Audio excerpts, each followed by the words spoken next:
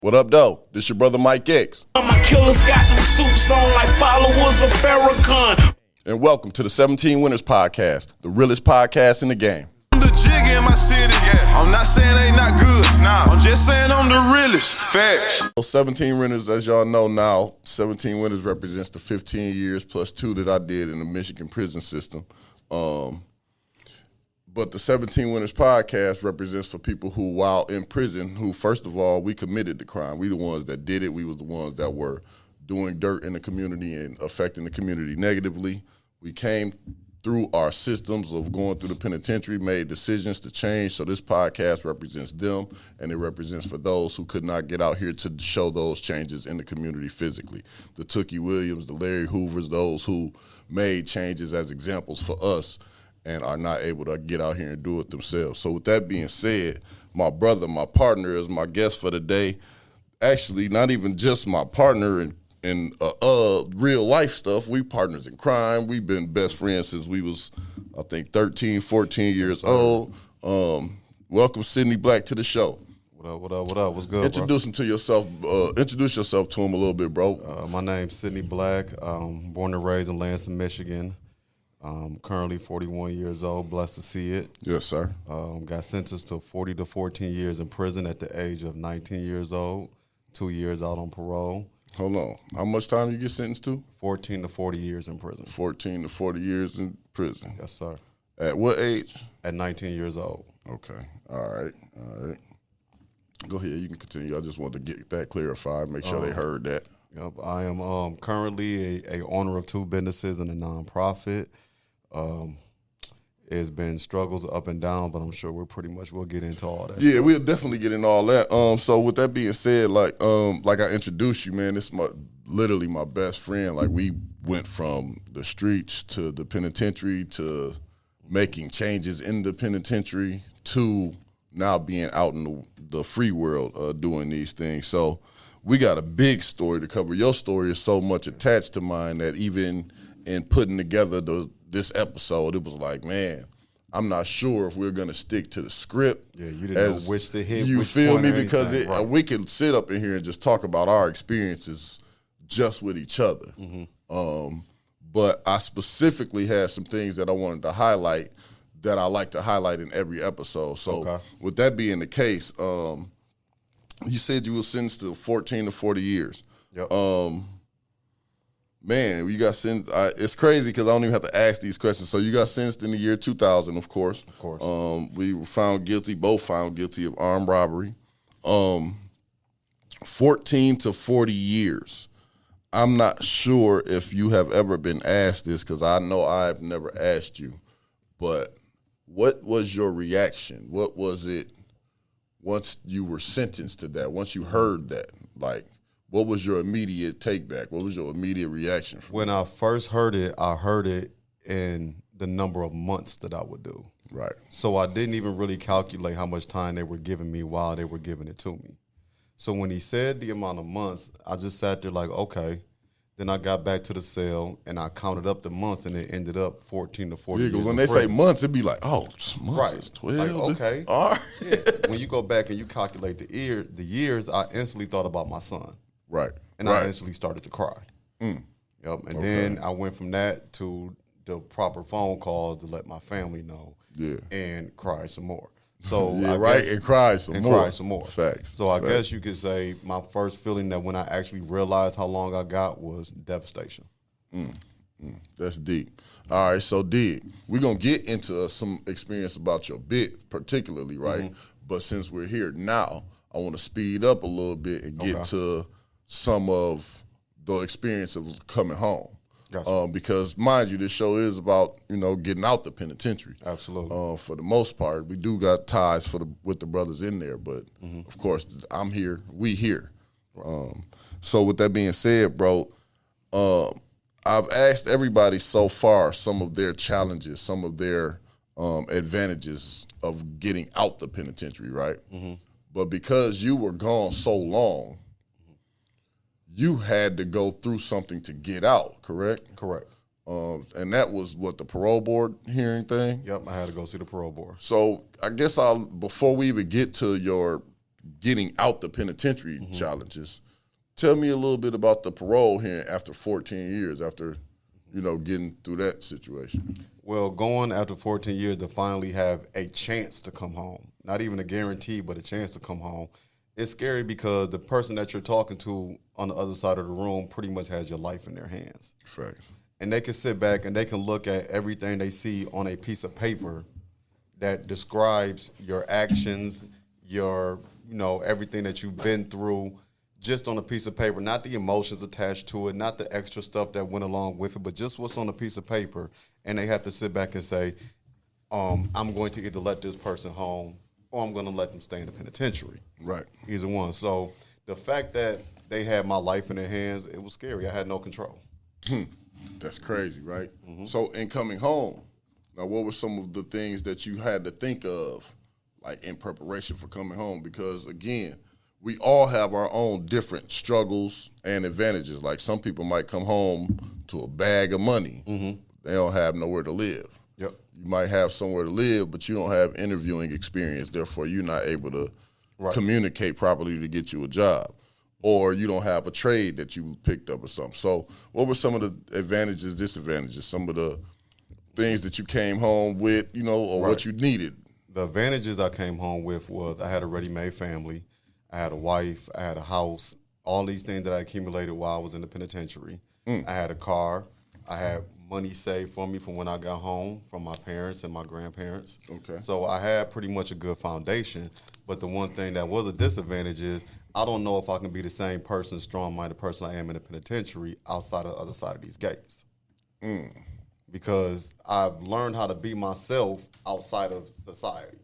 And all the pressures and all the peer pressures and people pulling at you without the financial struggles, without the paying the bills and all this stuff. So that was pretty much my fears coming home was, can I handle this? Can I be that adult? Can I handle this stuff?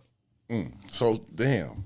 See, this is the reason why I wasn't sure if I'll be able to stick to the script as much with this one in particular, right? Because realistically, right, every other interview that I've done up to this point has been kind of clean cut when they're discussing the time, except for when me and Rick had a conversation, right? But with that said, I know your experience is tied to a little bit more, so I want to stay in the joint, kind of. And when I say stay in the joint, I know there was. I believe that. Well, I'm not. It's not just that I believe it. Science says that the human body changes every 7 years. Every 7 years, there's a new body physically that has developed from the old cells falling off. So I recognize that to be a transition in the human being, mentally, physically, spiritually, all of that. Whether you recognize it happening or not, it's happening, right? Absolutely. You're doing 14 years. That's 2 sevens. Yep. Which means that you had 2 opportunities to change, or 2 times where you went through transition in there, at least.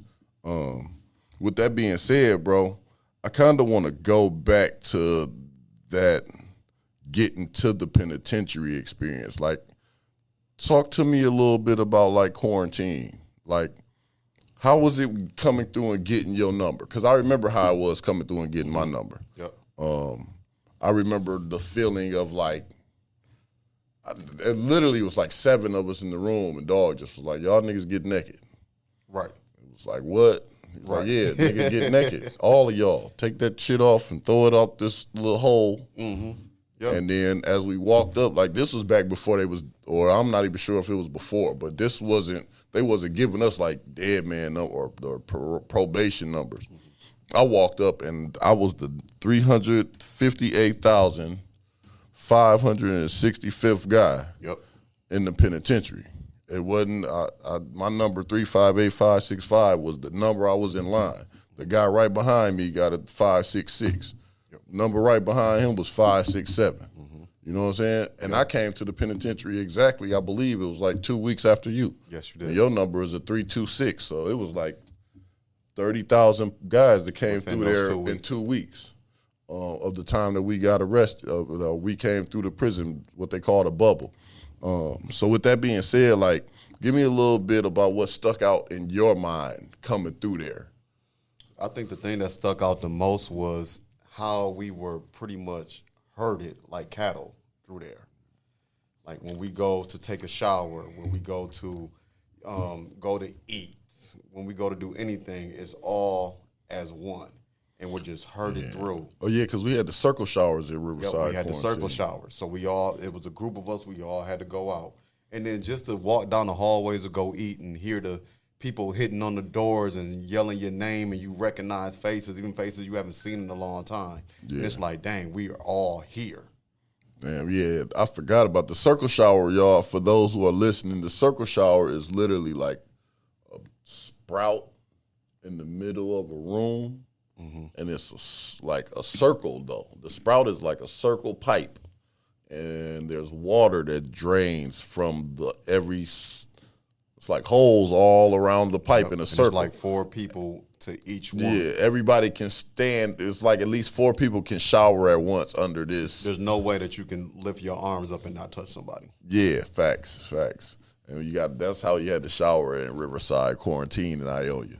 The circle shower. I forgot about the circle shower. Yeah, but you know that puts you automatically in the mindset of we are all as one, and we are all looked at as one, because we all moved as one. They treated us as one, and they all called us by our number.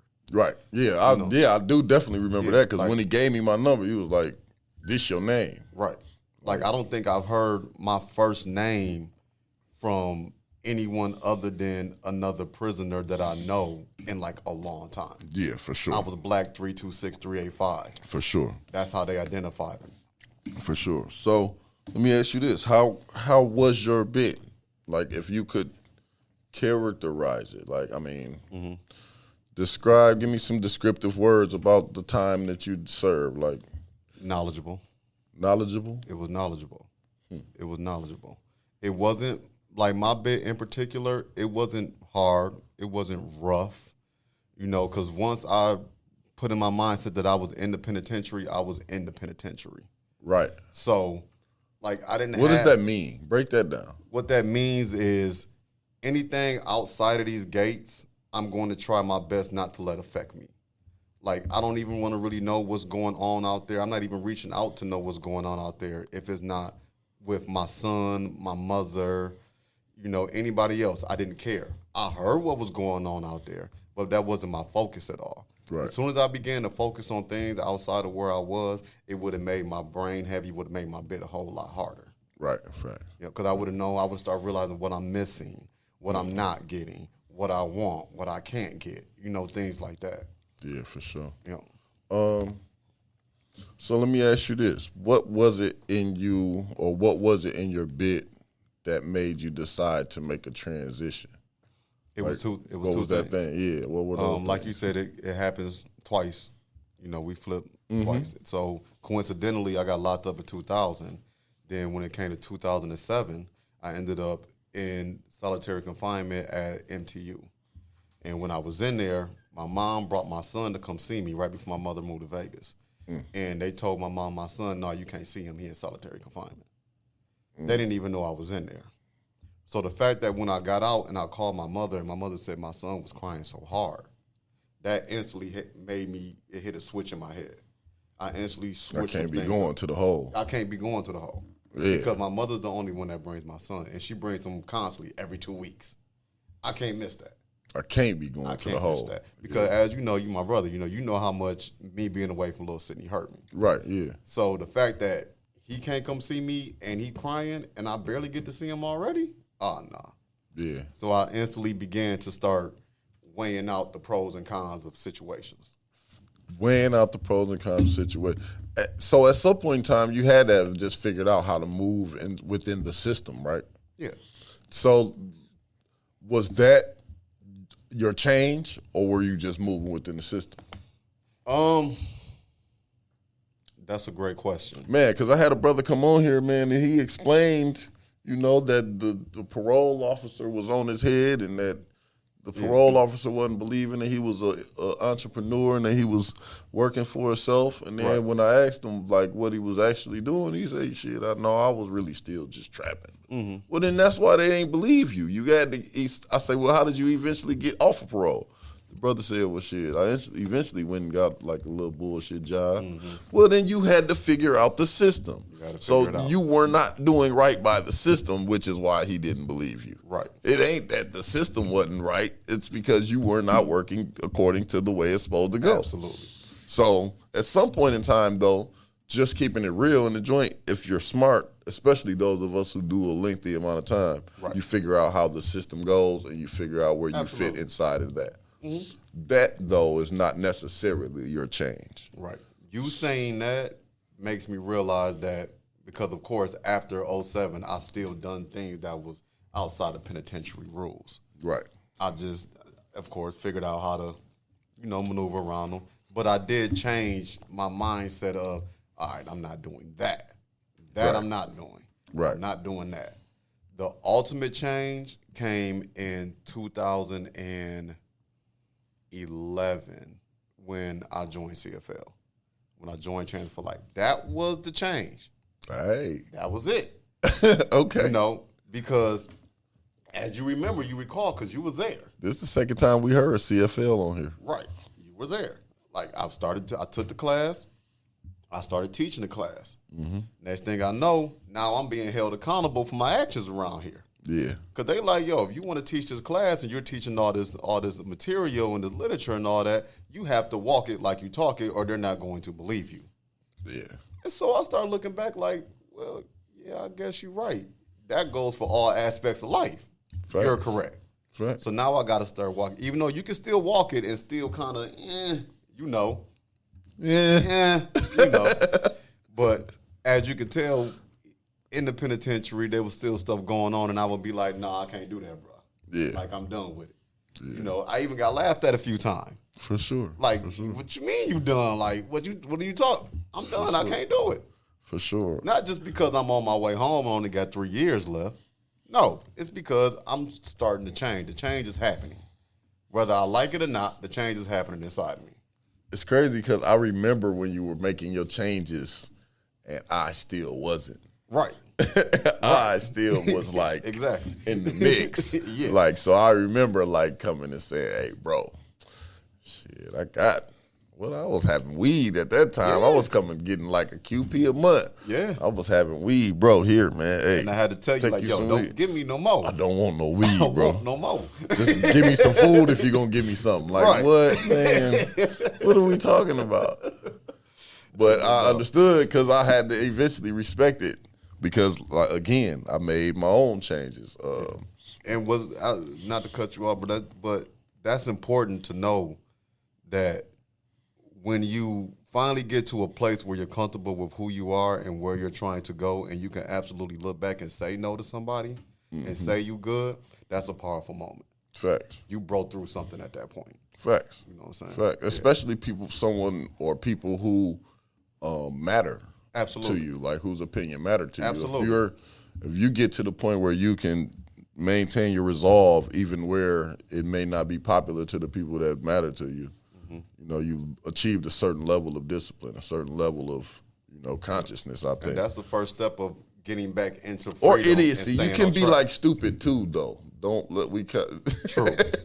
Because I've seen like stupid to the point of like you're not going to listen to any reason at all. Right. So let's keep that in context as well. Yeah. But with that being said, bro, I want to transition a little bit out of the penitentiary. Okay.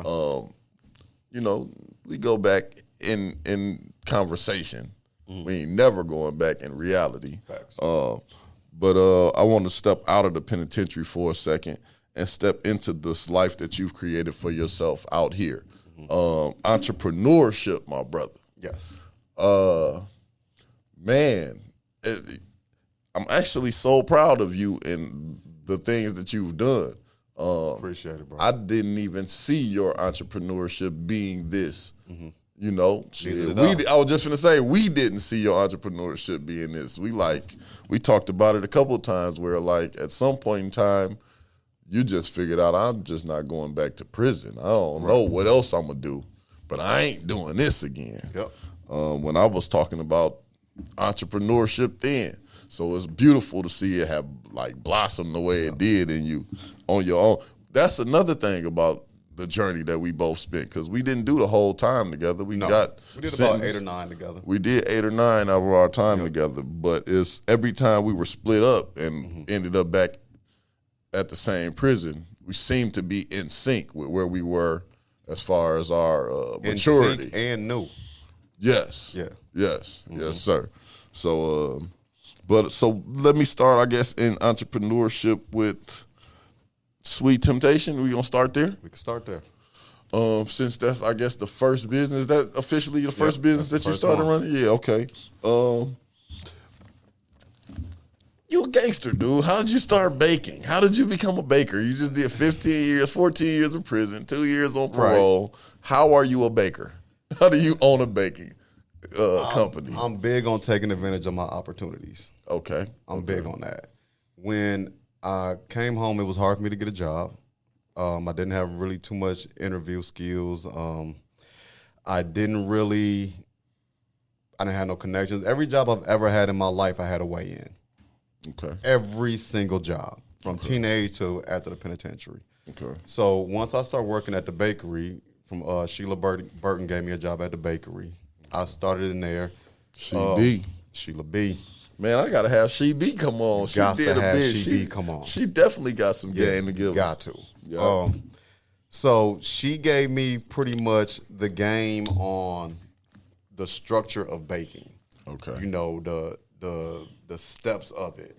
And at first it was just a job, but as any other job, if you're supposed to be doing what you're doing, you're learning as well. Right. So as I'm doing the job, I'm learning the job. I probably would have stayed on the job, but it wasn't enough money for me. I couldn't support myself. Right. Excuse me. So I ended up leaving the job and never baked again for like another year and a half. I went back to baking out of the need for money and lack of a job now. That brought me back to baking. Just came up with something, being creative. Just came up with something. Mm-hmm. Well, I want to say came up with something because I seen Sheila do it outside of her home. Okay, you know, seen do a little side a blueprint. Right, I seen an example. Blueprint. Yeah. Yep, and actually I was dating Sheila's daughter at the time, and, you know, Sheila came, you know, y'all should do this out the house. Yeah. Blase. Yeah. You know, didn't work out. What's crazy about that is, like, that's literally exactly what we try to be, is an example, because without that, it's hard to find your way out of this maze. Exactly. You need somebody that can show you. You need somebody to show you. Yeah, for sure. Yep. So she absolutely. She had a blueprint of how she was doing it. She wasn't doing it how I wanted to do it or anything, or how I ended up doing it, but she had a blueprint, a base blueprint. Yeah, right. So when I lost my job at the factory, I got laid off, eventually ended up fired. I was sitting there broke, no money, no anything, no ambition, really at the point in time, sitting around. My girlfriend at the time, which is now my wife, came to me and said, well, you know, why don't you try to sell this, the baked goods that you was baking in the bakery? I'm like, man, I don't know. Like, how am I going to sell that? How? I don't even have the money for that. She gave me the bread for the first setup. Okay. Then I'm like, all right, well, what I'm going to do with it? I started making little jars. I remember them little parfait jars. Yep, yeah. I started them in mason jars. Yep. Once I did that, they sold out the first day. Okay, I got about $100 now. What I'm going to do with it? Yeah. Some gas, got something to eat, 50 left, boop, re-up, do it again. Yeah. Do it again. Do it again. Next thing I know, I'm starting to get a name out here. People asking me for them. Now I can't go to the jars no more. The jars too expensive. Got to get the plastic boys. So now I'm doing, now I've got a cooler, and I'm going in my car, going from spot to spot, driving around Lansing, selling parfaits out of my car. Just like I would if I was selling drugs, selling dope. Yeah. I started selling parfaits like that. I would pull up anywhere. I didn't care where it was. Wherever. A cooler, a bag of ice, in my parfait. Hey, trapping out the whip. You was driving the Charger then, right? Yep. That was the red Charger. That's the hot ass red Charger. Hot Charger. Yeah, I remember the hot red Charger. They know when they seen that. I don't care where I was. If I jump out, hey, sit, yo, you got the dessert. You got what you got in there? What you got in there? On deck. You know, and that let me know that, okay, I got something that people want. Yeah. Okay, so that's where that developed from. I ain't gonna lie, I've been telling people, man, my brother was making fudge in the joint. That's where he came with that. Oh, I know you was. Yeah. That's where I forget the whole bakery process. But you know what's heavy about that is, I was making all that fudge in the joint and all that, but I can't remember not one step to making the fudge. Not one. That's how far behind I put a lot of penitentiary experiences. Damn, this is kind of back into the penitentiary, but you just tapped on something that made me want to ask you a question that I'm not sure you go through as well. But in my time, I noticed that like some things that I knew before I went, it took a while for them to catch back up to me out here. Yes. And some things that I knew in there, I can't really remember. Yes. Out here. Absolutely. Okay, so it's not just me. It's not just you. Okay, No. all right. Because you know it's like I got out, I had a tire pop. I couldn't imagine a spare. You know what I'm saying? Right. But I knew how to change tires before I went to prison. You know what that comes from though? Repetition. You know how many times I made fudge in the penitentiary? Made it over and over and over and over and over again out of a need. Yeah. That helped me remember. I didn't have to go back to my instructions no more. Yeah. Once I came home and I left the penitentiary, I was no longer doing that. I no longer had no need to sell fudge. So it completely left my brain. Completely left it. Man. But some stuff is still with me. But it's only the thing that are still with me are only the things that'll save my life. You know what I'm saying? Yeah. The thing that would stop me from going to the penitentiary, the thing that'll keep me on point, that'll keep my head on the swivel, those feelings of when I walk in the room and it's uneasy, let me look, why do I have this uneasy feeling? Damn, those are the things that don't leave me. Only things that don't leave me are the things that have saved my life. Absolutely. Yeah, because even this podcast is, I believe, another way of saving my life. It keeps me doing things positive, away from what I could have been doing. Yep. All right, so the next, well, I guess it's not the next thing. It's technically the third business, but I got it in line as your second thing because it's your second for-profit business, and that's the Black Foundation Kennels, B.L.A.C.K Foundation Kennels. B.L.A.C.K Foundation Kennels. Yeah. So, all right, so I know you always been a dog guy. So where did this come from? Like, all of your business came out of nowhere. Like, I don't remember us ever having these conversations about having a kennel, having a bakery. Right. This guy came out of nowhere with all of his business plans, man. Well, you know, as the bakery came out of a need for a job and learning and sticking with it, the dog kennel came out of my passion. You know, my passion and my love for animals and my love for dogs. You know, I've always had dogs since I was a kid. For sure. And even sitting on the bench in the penitentiary with you, I told you, like, man, I just can't wait to walk my dog at nighttime. Yeah. That's all I want to do. You know, I would sit there with my headphones on and just picture myself walking the dog. So when I got home and I got my dog, you know, I'm doing my dog thing and everything was cool. But then I started seeing people pop up with kennels and making this much and making that much. And I'm like, I can do that.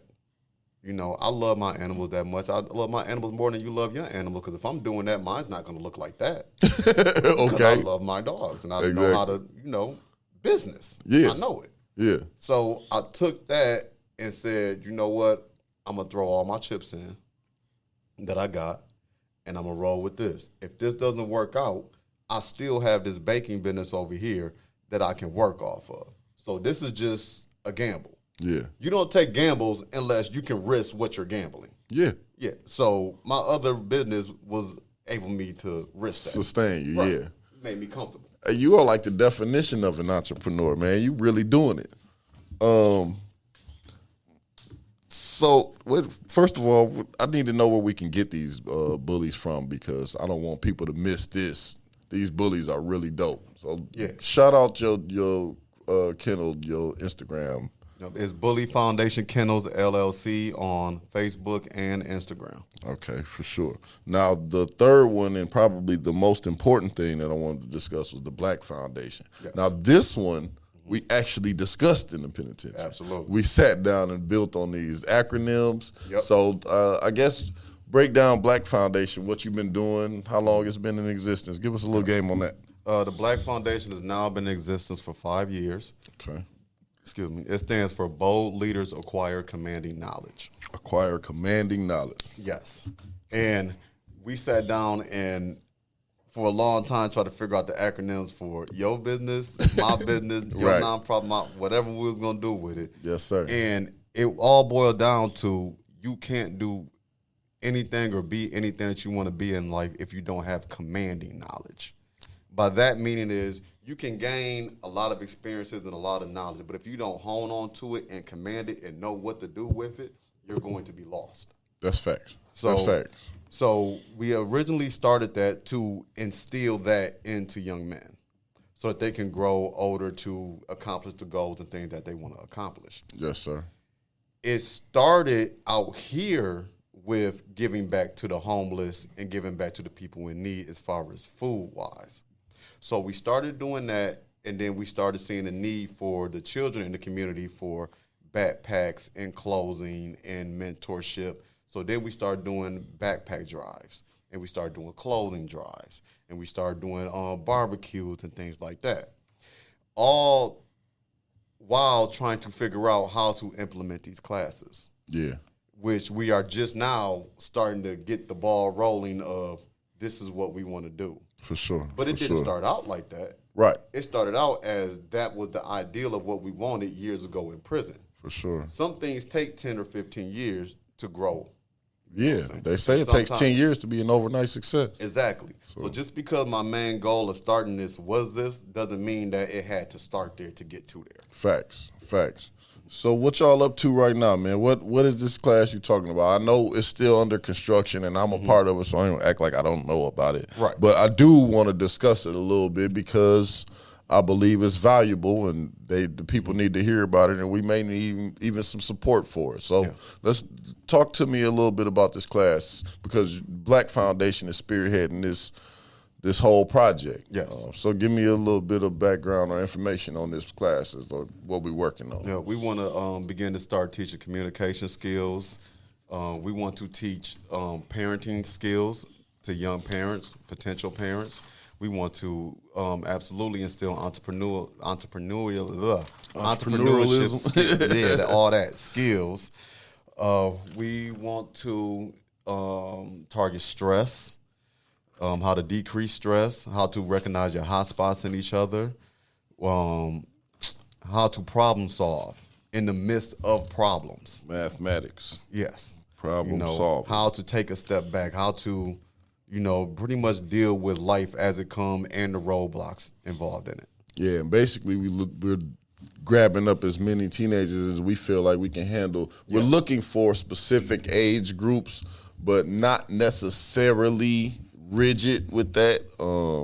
We want to try to catch them. I know I literally was just listening to a song today. He was like, from back in the day, I was telling my girl that this music used to have me hypnotized. I remember listening to BG, and it's a song that played on the way here. He was like, Hot Boys 14 to 16 thugging. And I'm like, damn, that's crazy because that's when we are the most dangerous. That's when I was the most dangerous between 13 and 17, I was like the most dangerous because at that time, tomorrow didn't exist. Exactly. It was day to day. Facts. So like I'm thinking, get them at these age ranges where they don't think that there's a such thing as tomorrow and let them see tomorrow. You know what I'm saying? Give them a tomorrow to look at. So that's what we're really aiming at with grabbing these youth is just trying to give them a broader horizon, not just class them out, but give them some tools to work with. Right. It doesn't necessarily guarantee that you don't have to go through your own things. But as long as you have more tools, one thing for sure, I didn't have enough tools to adequately deal with the problems that I was facing. At all. I was dealing with multiple choice. I had multiple choice answers, but it was a word problem. That's deep. You know what I mean? Like what I was dealing with as a teenager was more of a problem that needed to be dealt with a long answer. But all I had was like, okay, A, you do this. B, you do this. C, you do this. Yep. And shit, I just picked my pick. Picked whichever And one. went how it went. But there were way more options. I just didn't know that they were available. I just didn't know how to ask for them. I didn't know what the options even would look like. Yep. And there should have been somebody there that could provide a look at these options. And that's what we're trying to implement. Facts. That right there. So with that said, we can do a little bit of freestyling, man. I like to kick it a little bit. The penitentiary. So what was like a memorable experience, man? It's crazy because one immediately popped up in my head when I go to ask you this question because, of course, most of my memorable experiences had some sort of attachment to you in the penitentiary. But I ain't gonna say mine. I'm gonna let you you give me just like one thing that just sticks out. It could be funny, it could be crazy, it could be like emotional, whatever, just that sticks out. That stick out. I mean, like I said, we freestyle, we kicking it, man. The first thing that sticks out to me that I will never forget in the penitentiary is the first day that. Were you with me when I first day at MR? Not your first day. Nope. I got there a couple weeks. My first day at MR, I walk in, I'm fresh out of quarantine, and they said, go in this room right here. I said, okay, we go in the room. It's a man in there, and he's sitting there. He's like, hey, how y'all doing? I'm like, yeah, we doing all right. He goes, we like, what up? He goes into the other room, and he comes back out, and now his hair is down, and he said, all right, now y'all have a good day. And we look, and I'm like, I'm in the penitentiary. Man, I saw Dog too. I'm in the penitentiary. I saw him too my first like 3 days. And like that's what hit me, like, I'm in the penitentiary now. Yeah. Like this is what I seen on the shows and heard about, like, okay. That's what I'll never forget that. Cause it was a shock to me. I didn't see it coming. Hey, that's crazy because my first day. It's funny that you said your first day at MR because my first day at MR. Hold on, and mind you, this is my first 10 minutes. At MR? In prison, yeah. Yeah, because you just came through that big bubble, that little diamond bubble, the octagon. Of prison experience. Yeah. Your first day there, my first day there, I remember you specifically. Mm-hmm.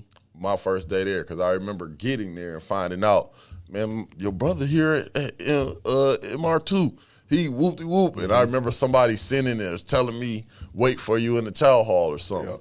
Man, I remember you walking through the child hall with like 5 or 6 GDs, brand new white shoes, brand new white T-shirt with your prison uniform sagging like you was in the street. I'm like, damn, this nigga fresh as hell.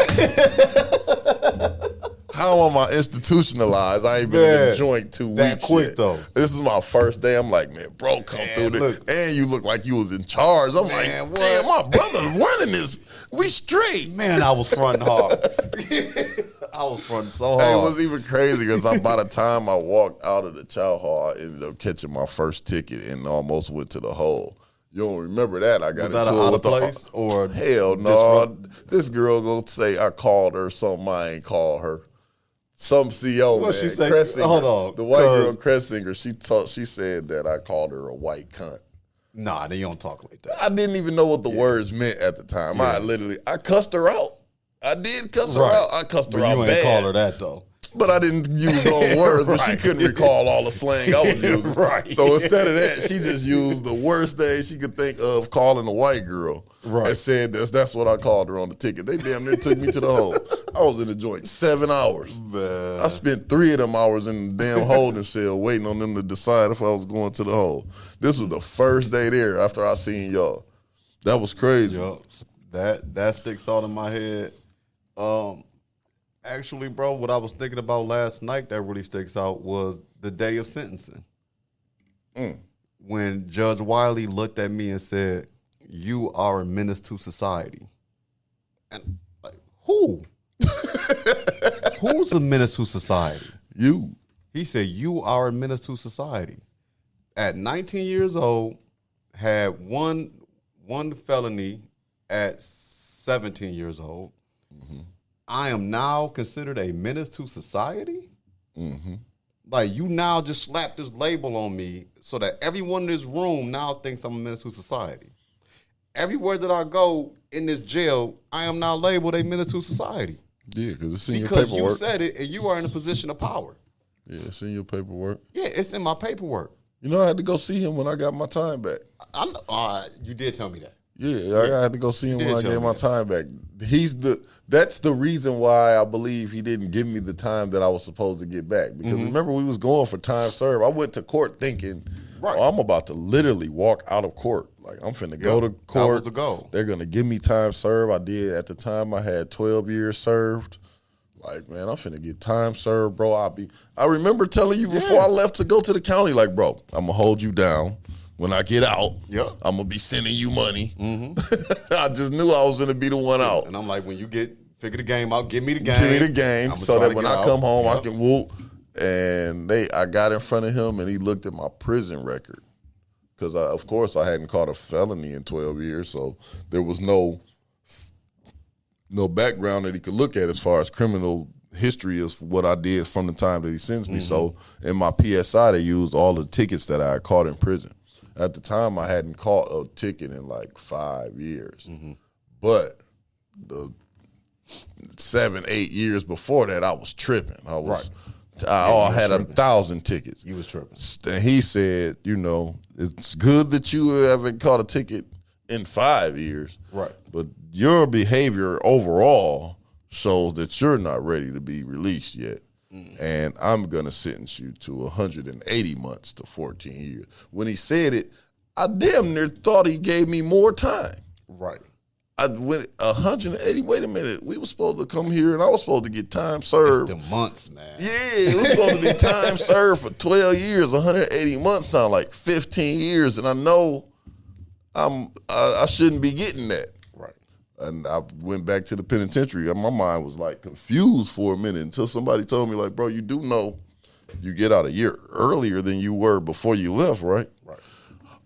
Oh, yeah. Got it. I got to figure out what I'm going to do with myself now. Yo, just think if I would have believed him. If we would have believed him. That was that. That we are mental societies. Just think we would have believed him, like literally, bro.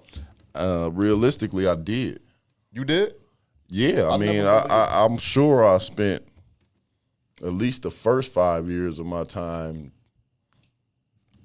like just being a gangster, just making sure I was known as being like not no hoe.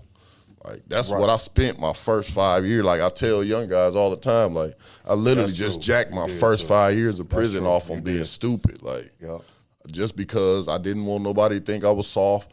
I didn't want nobody to think I needed a gang, so I ain't joining no gang. I ain't joining no religion. I ain't playing no basketball. I ain't doing no gambling. I don't do nothing. I don't mess with. I don't talk to no punks. I don't do nothing. And if you mess with me, I'm gonna stab you. That's all I was thinking about for 5 years. Then I uncovered the Nation of Islam. Right. That's when I started to even decide to be more than just a gangster. And then I decided that, all right, now that I've accomplished this goal, what can I use what I've learned over here to do to make my life better? Right. You know what I'm saying? Like, hell no, I believed it wholeheartedly. I believed wholeheartedly that I wasn't nothing. I believed wholeheartedly that I wasn't nobody. I'm like, he tripping. So he said it like, I'm what? This guy is out of his mind. That's crazy. Yeah, hell yeah, I believe it was wholeheartedly. At some point in time, if I were to categorize my experience in the penitentiary, I guess I would put it under, learning who I am. Mm-hmm. Because I spent a long time like having, what's the word, like identity issues. You know what I'm saying? Like I was overcompensating for lack of confidence, so I was like extra hard. I was like extra tough, and I want to do extra more, and I want you to see me do it. And so like it took me them 5 years to get past that. It took me a good. Dang. Sitting back thinking on it, you are correct too. Yeah, I was the wildest one in the crew. That was your script. Yeah. Old dog will do it. Right. Because I want you to know if anybody's scared around here, it ain't me. Right. It might be one of y'all, but I'm a go. Yeah. You know what I'm saying? So like that was my mind, and I was like dedicated to that for years. And then I had to break past that to understand, hold on, bro, there's literally nothing else to prove. Like, even in proving it, who are you exactly proving it to? Like The caliber of person you're proving your worth to ain't even worth you At all. You know what I'm saying? So like then I had to get to those realizations. And then life had to become bigger than me. It had to become greater than what I was even here for. Like I got to be here because I'm worth something more to the world. It's not because I should just be floating around doing nothing. Right. Oh, there's a reason why Mike X is able to speak a little better or a little more articulate or people gravitate to you more. You should be doing something with that. Right. You know what I'm Absolutely. saying? Like, I thought I was supposed to just like lead a gang or something. Like, you know what I mean? So, yeah. And you could have. Yeah, for sure. For sure. Shit, I've led men in the Right. penitentiary for years. So, yeah, for sure. With that being said, though, I like to make this transition into this segment I call the Back 40. In this part of the show, we call the Back 40. Now, if you've been to the penitentiary, you know the Back 40 is a whole world back there. You see everything that happens in the world outside, inside, and a little bit more. It's just different circumstances. With that being said, we use this part of the show to talk about your perspective on that world. Okay. Now, the Back 40, you know what the Back 40 is in the penitentiary. The Back 40 is the world, man. You can go out there and get your life together, man. I've seen brothers going out there and lining up and getting ready like they was finna go attack the community with all positivity. I done seen the brothers come out to the yard. I done been one of the brothers coming out to the yard with the final call, 7-10 deep, passing them out. I also seen brothers come out to the yard 17 deep to go kill. So the big yard is like a whole world in and of itself. whole world. With that being said, man, what's one or two of your experiences from the big yard? What's something that sticks out to you about the big yard? Something that sticks out to me about the big yard, that everyone's not allowed on the big yard. Whoa, that's crazy that you said that. Everyone's not allowed Everybody's on the big yard. not allowed on the big yard. Because I alluded to that in one of the previous episodes that, like, you know, the big yard, although we're in prison, that in and of itself is another privilege that's only allotted to. Right. Absolutely. That's wild. You know, just sitting there picturing the big yard in my head, I'm picturing the different cliques and the different crews and the different vibes out there, the different things going on. It's about 20 different things going on in this one area. Facts. You know, where everybody comes together to do whatever it is that they do. Yep. If they can. If they can. You know, it's people that spend years in there and will never touch the big yard. Will never go on there. Yeah. Out of fear, out of uncomfortableness, whatever it is. But Because anything happens on the big yard. anything and everything happens from daylight to nightlight. You know what I'm saying? But the big yard to me symbolizes a place where I went to gain some type of peace. Whether it was working out. So you got your piece from the big yard. Yeah. Whether it was working out, walking laps, getting my mind right, listening to music, walking laps, talking to you, talking to my people, whatever it was. That's where I came. That's what it turned into. Was Okay. my peace spot. Okay, like, all right, so I remember that. I remember the big yard being a peace spot when we got down to level 1 and we was getting closer to being home. I remember standing on the yard looking at cars with you for hours, right? I also remember walking on the big yard and seeing a nigga get married on that motherfucker. I also, like, remember... I remember putting out hits on the big yard. Yeah, man. You know what I'm So saying? you gotta but I the say whoop. that to say that, like, it's deep that you were able to, from one, because it's not like those things stop happening on the big yard. Right. The same, like, I don't even know what the word is to call that stuff. Like, the same type of activity never stops. No. But You just become used to it. Yeah, and you're able to find your peace even amongst this. Because, like, I've been literally out there getting my jog on or getting my workout on, and they stabbing a guy up in the corner. This ain't got nothing to do with me, and I barely even know that this happening. Bro, that's one of the things that's messed us up today. Is the fact that we can be in that type of environment and just look over there and be like, oh, dog getting stabbed. And just walk off like it's nothing. Yeah. When it really is something. Yeah. Like literally we can hear some type, man, such and such got shot over there. oh dang, straight up. I wonder what happened for that to happen, and go on with our day. You know, but that comes from It's a level of desensitization, being desensitized. Yeah, it takes away your emotion a little bit. It takes away your feeling and how you react to situations a little bit. It does. Yeah. Is that okay? We almost done, right? Mm-hmm. But I'm thinking because I've often been told that I'm detached from emotion or detached from things. I chalk it up to like an understanding how life works. Like shit kind of happens, and you got to keep going either way. But Which is true. Yeah. But just like it's black and white, man, it's gray there too. It's gray. It's great. It's a gray area. It's there. It's great. You know what I'm saying? Like, yeah, you are correct, but it's still a space right there where, yeah, it is what it is. You have the right to feel about it. Yeah, I got the right to feel how I feel about it.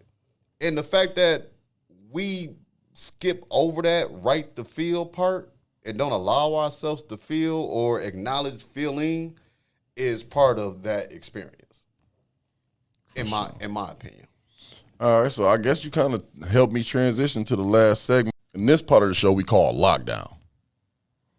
Now, during lockdown time, you know, this is the time where it's the end of the night and you only dealing with yourself. You ain't on the yard no more talking and lying about who you was in the street and gambling and working out and playing.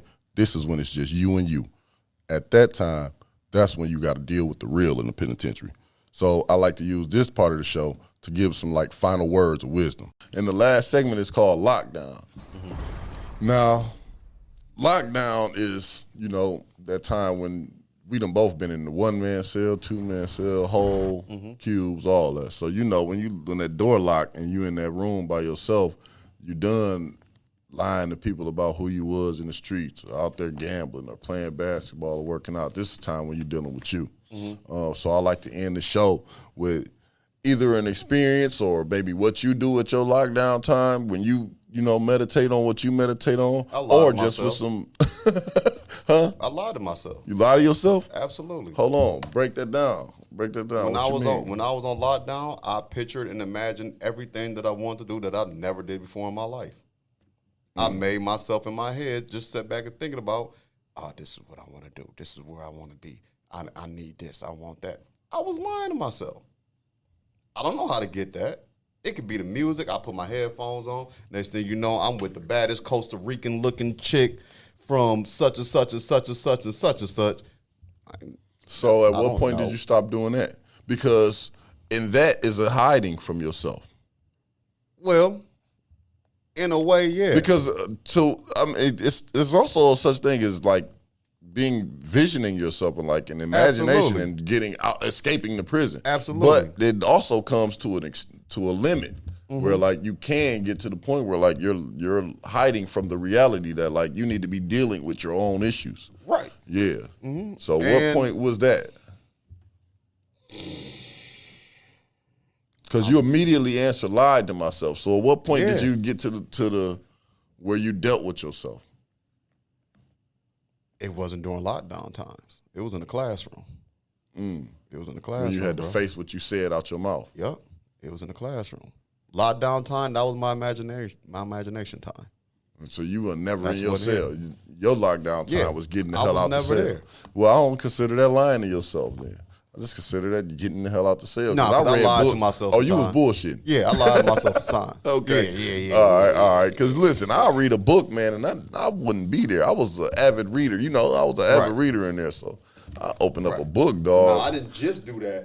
Don't get it twisted. Like, my imagination went wild. Yeah. Because I only had 19 years of experience when I got locked up. Right. So I pretty much had 6-7 years of actual living. You know what I'm saying? That I can actually sit back and be like, I made my own decisions no matter what anybody else told me was about 13 years old. You know, so I only have that much time of living. So when I'm sitting there and I'm in my cell and I got my headphones on, I could sit back and think about those 6 years I had, which I did, and I wasn't doing nothing but playing basketball, selling a little bit of drugs, and dealing with women, which is cool, but And I'm in the cell and I'm dreaming. I got the music going. I'm thinking of all that stuff I did, but on a bigger scale that I've never seen before. Just keeping it real. Okay. That's how I escaped the penitentiary. Okay. That's how I stayed pretty much, I guess, even. You know? You stay balanced. Yeah. Bro. When I wake up, I'm back to this downridden, gotta go to child, section off food and all that stuff. When I'm in my cell, man, I'm living life. Damn. I don't know when I was at the point where I was feeling like, yeah, dude, them last couple of years in prison. After I came back, and then after I finished my business plan and all that, and I thought I was like, yeah, all right, I'm done. I'm ready to go home. Around 2013, 14. Really, the day you went home, I was like, I really should be going home today. Like, the fuck am I still gonna be here a whole nother year for?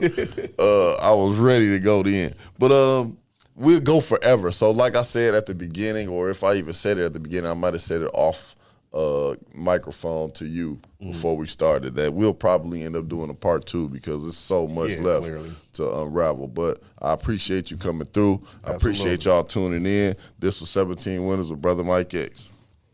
One.